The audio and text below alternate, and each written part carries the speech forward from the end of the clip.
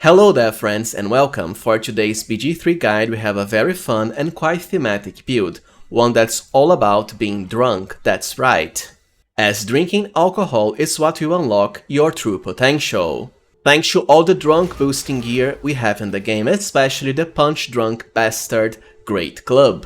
That not only gives you advantage, one of the most powerful mechanics on all attack rolls while drunk, and even a very nice amount of area of effect damage per strike, which means the more enemies you're hitting with your bastard GREATCLUB, the more damage you'll be generating. Perfect against enemy packs. But fear not, because even before getting this special GREATCLUB, and even if you aren't drunk, your character will still be quite capable on their own by smacking enemies on the head with powerful GREATCLUBs or any other weapons of choice you want.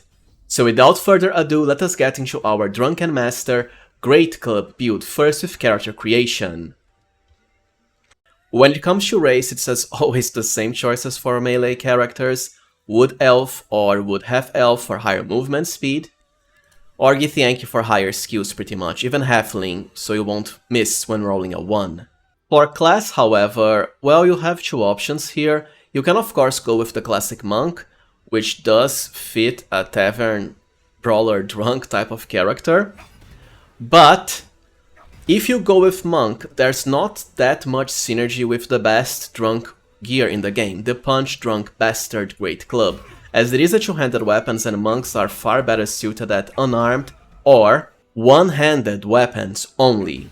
Because I really wanna use that GREATCLUB to its maximum potential, I'd much rather go first with Fighter, one of the most solid classes in the game, and will provide you enough power to, well, handle anything the game throws at you even before you can find that GREATCLUB.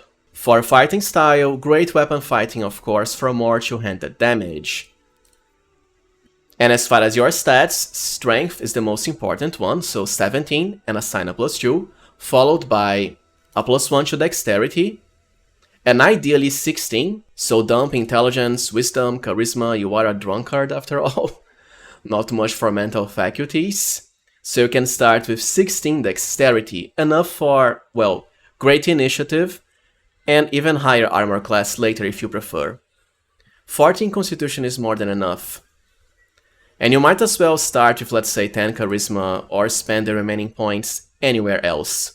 As far as skills, athletics as always, so you won't get pushed away by enemies, followed by anything else you want, including the classic guild artisan background for some nice enough skills that are commonly used.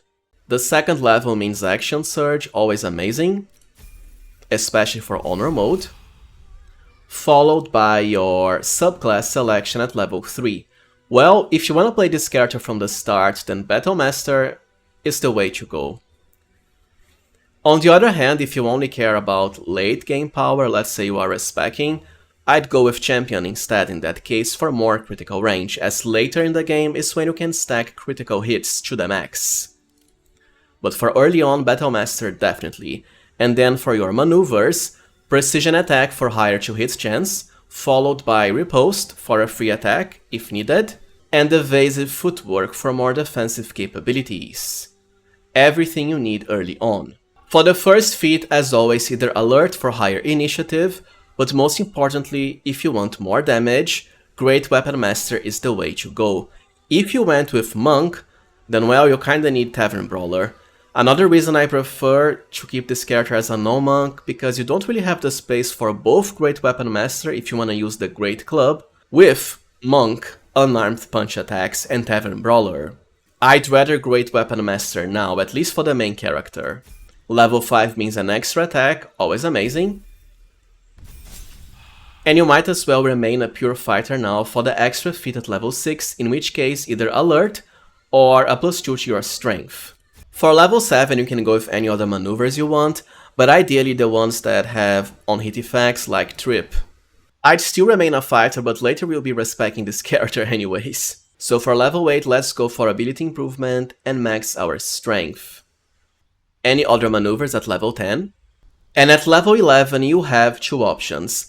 This is when fighters get the extra third attack per action, which is amazing and one of their unique abilities. On the other hand, at this point in the game, if you really wanna have the strongest Punch Drunk Bastard Great Club attack possible, well, I recommend you respec your character all out into Ranger instead, and go with the Hunter Ranger. The reason is simple, level 11 is when Rangers get their Whirlwind attack ability, which lets you hit all enemies around you with as many attacks as you have per action per round. Even better because this is when you also get the Black Hole Mind Flayer power to draw all enemies close enough together. So Ranger now is my preferred way to go. And it's pretty much the same feat selection, but you can still keep to a fighter just fine if you prefer, and you'll still end up with one more feat than as with a Ranger, that you can spend anywhere you want, including let's say Savage Attacker. Alright, now let us cover gear for our Drunken Master Great Club wielder. And well, it's mostly the same package for melee and two-handed characters. So first, the Haste Helm during Act 1 for more movement, followed by the Dark Justiciar and Covert Call for higher critical range. Just don't be close to any character that has the light cantrip, or the effect won't work. But later you can just replace it all for Saravok's Horned Helmet for the ultimate critical range boost. Any cloak you want, it doesn't particularly matter, but displacement and protection can always help, followed by, well, any armor as well. But since you can go with heavy armor either as a ranger or fighter, for Act 1 the classic Adamantine Splint armor, later we can just go for Hell Dusk for example. 4 gloves during Act 1, Growling Underdog for free advantage, however starting from the second chapter you won't need this anymore because of your special Drunk Bastard weapon. So instead just go for the classic Dark Justiciar for higher necrotic damage, and later the Hell Dusk gloves, or Legacy of the Masters, which can also increase your attack rolls instead of just damage. Any boots you want, they don't matter that much, I just have Nightwalkers as always for teleportation. Followed by Broodmother's Revenge, it's still the best amulet.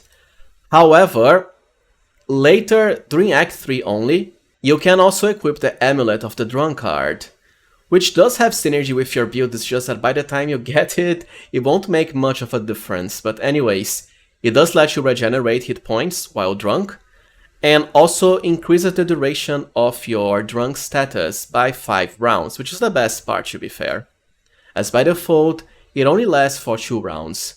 And as far as rings, early on you can go with Caustic Band for more damage, also Crusher's Ring for more movement speed, but eventually you wanna settle for Strange Conduit and the Callous Glow Ring of course.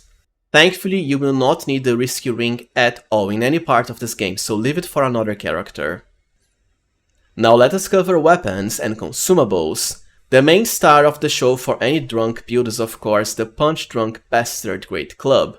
As I explained before, it grants you free advantage on attack rolls while drunk, and even the ability to generate area of effect blasts with your attacks that deal thunder damage. The more enemies you hit with this, let's say through area of effect attacks, the more times you'll proc this extra damage, as it can hit the same enemy multiple times.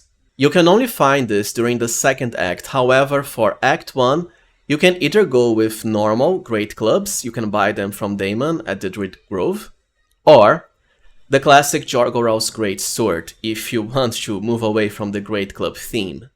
For ranged weapons is as always the same, the Bow of Awareness early for higher initiative, followed by Dead Shot later for higher critical range. And as always the Elixir of Bloodlust for more actions and more attacks. Well alright friends, so this was it for my Drunken Great Club Master build. As always, if you found it useful, please remember to like, subscribe, and also consider becoming a channel member if you can. I really appreciate your support. Thank you for watching, and see you next time, friends.